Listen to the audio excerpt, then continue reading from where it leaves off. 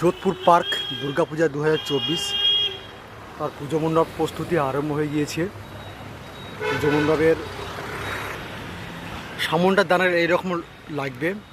এখানে এদিকটায় টিনের ছাউন করেছে, তারপর অ্যালবেস্টার দিয়ে ছাউন দিয়েছে, তারপর আবার টিনের ছাউন, তারপর টালির ছাউন, আবার টিন, আবার অ্যালবেস্টার, আবার টিন, এইরকমভাবে তৈরি করছে। পুরো সম্পূর্ণ একটা গ্রামের দৃশ্য তুলে ধরছে। তো পুজো মণ্ডপের কাজ অনেকটাই বাকি রয়েছে, ভিতরটা কেমন হচ্ছে একটু দেখে নেব।